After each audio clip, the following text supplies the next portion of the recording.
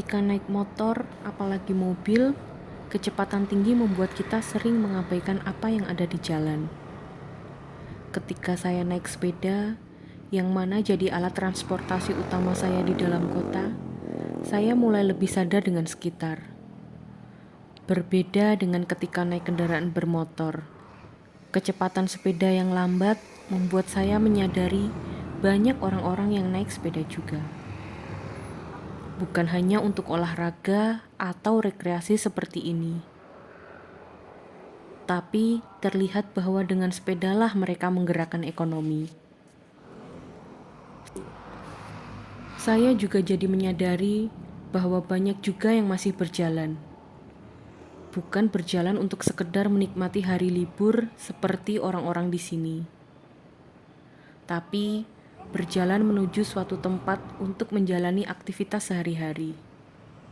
Video ini mulai dibuat di waktu kita mendengar berita-berita menyedihkan soal pejalan kaki.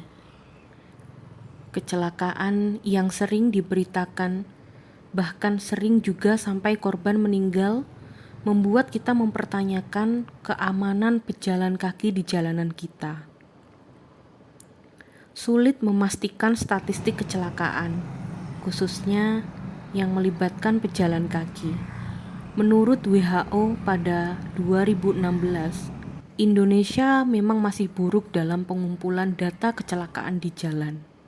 Yang bisa kami temukan adalah data dari kepolisian yang menyebutkan kecelakaan yang melibatkan pejalan kaki mencapai sekitar 4.200 kasus selama semester kedua 2016 sampai semester pertama 2017. Atau artikel lain yang menyebutkan pejalan kaki menyumbang 30% jumlah korban dari 3.675 kasus kecelakaan pada 2013. Meskipun dengan pengumpulan data yang belum bagus, kita tahu jalanan belum aman untuk pejalan kaki. Dengan banyaknya berita korban pejalan kaki yang kita dengar atau Anda mendengar sendiri terjadi di sekitar tanpa pernah masuk berita. Rasanya hal ini terus terjadi seakan kondisi ini tidak bisa diobati. Tapi kami percaya bahwa pasti ada cara untuk memperbaikinya. Salah satu tempat di mana kecelakaan yang melibatkan pejalan kaki terjadi adalah persimpangan. Ketika kita berjalan ke suatu tempat, kita bisa saja harus melewati persimpangan. Inilah tempat di mana kita tidak lagi berada di ruang pejalan kaki dan harus berbagi dengan kendaraan bermotor yang juga melintas dari berbagai arah di persimpangan. Sehingga konflik antara pejalan kaki dan kendaraan bisa saja terjadi. Anda mungkin pernah mendengar kecelakaan yang melibatkan pejalan kaki di perempatan, baik dari berita maupun kejadian yang tidak masuk berita. Kabar baiknya, sebenarnya sudah ada cara sederhana untuk memperbaiki kondisi persimpangan ini. Mari kita bedah permasalahannya. Di persimpangan yang memperbolehkan belok kiri langsung, menyeberang menjadi sulit karena kita harus memastikan dulu tidak ada kendaraan yang tiba-tiba melintas. Padahal kita sudah punya lampu hijau untuk pejalan kaki. Di kota kami, belok kiri jalan terus ini ada di banyak persimpangan, seperti di sini. Di sini, di sini, di sini, di sini, dan di sini. Persimpangan ini bisa dibilang paling buruk karena dari arah timur memperbolehkan belok kiri langsung, juga dari arah selatan. Begitu juga di ruas jalan ini.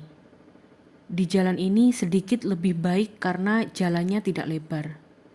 Dan yang membuat lebih berbahaya adalah seringkali tidak mudah melihat kendaraan yang akan belok kiri langsung dari sudut pandang orang yang akan menyeberang. kecelakaan truk menabrak penyeberang jalan di persimpangan ini bisa dibilang bukti bahwa belok kiri langsung bisa mematikan. Solusinya tentu saja dengan melarang belok kiri langsung. Ketika berhenti di persimpangan, kemanapun arahnya, mau belok kiri, belok kanan, maupun lurus, semua kendaraan bermotor harus menunggu lampu merah. Ini cukup adil karena pejalan kaki menggunakan tenaganya sendiri untuk menyeberang, sehingga menunggu terlalu lama akibat kendaraan bermotor yang belok kiri langsung tentu melelahkan, selain membahayakan, dan membuat kendaraan bermotor menunggu lampu meskipun mau belok kiri masih adil karena kendaraan bermotor punya mesin. Dengan kondisi saat ini, beginilah gambaran betapa sulitnya menyeberang di persimpangan dengan lajur belok kiri langsung. Lebih menakutkan lagi jika trafiknya padat.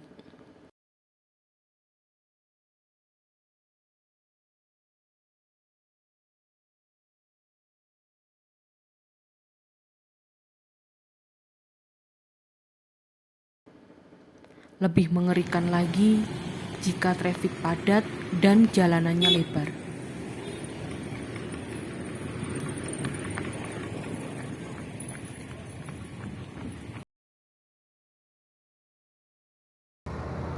Penyebab lain konflik kendaraan dengan pejalan kaki adalah pengaturan sinyal untuk pejalan yang kurang perhatian.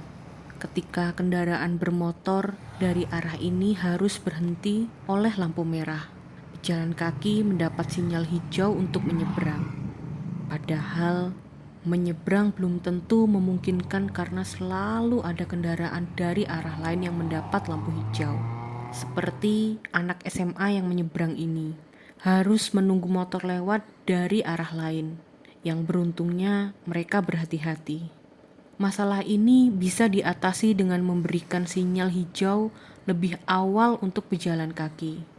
Pejalan kaki harus diperbolehkan menyeberang 3-10 detik lebih awal sebelum kendaraan bermotor mendapat lampu hijau.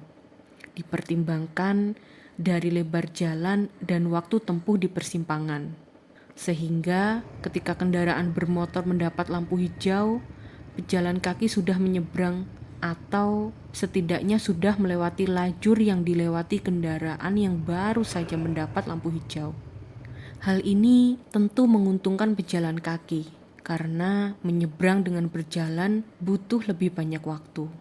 Apalagi untuk orang yang sudah tua, membawa banyak barang atau difabel. Cara ini sudah dilakukan di Amerika oleh Departemen Transportasinya. Dan mereka menyebutnya sebagai leading pedestrian interval. Cara ini terbukti bisa mengurangi kecelakaan yang melibatkan pejalan kaki sampai 60%. Kami menyarankan solusi ini selain karena terbukti memperbaiki tingkat keselamatan pengguna jalan, terutama pejalan kaki, tapi juga karena solusi ini mudah diimplementasikan dan murah. Tentu mudah melepas rambu belok kiri jalan terus dan mengganti dengan belok kiri ikuti lampu lalu lintas. Mengganti pelat juga bukan barang mahal. Merubah durasi lampu lalu lintas juga mungkin bisa dilakukan dengan melakukan pengaturan dari panel yang sudah ada tanpa harus membeli alat yang baru. Kita tidak sedang membahas proyek infrastruktur pejalan kaki seperti trotoar yang bernilai besar atau JPO yang tidak masuk akal. Apalagi JPO versi mahal. Tapi perubahan yang mudah dan murah namun punya dampak signifikan untuk keselamatan dan kemudahan pejalan kaki.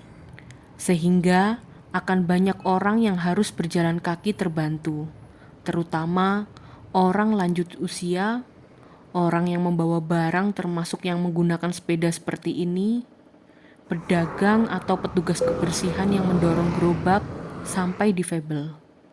Menyediakan lingkungan yang lebih aman dan mudah, dalam hal ini persimpangan yang aman, tentu lebih adil untuk orang-orang yang ketika berjuang demi hidup dan ekonominya. Berjalan kaki adalah keharusan dan menggunakan kendaraan belum tentu menjadi pilihan yang memungkinkan. Dan tentu saja baik untuk semua orang ketika harus berjalan kaki.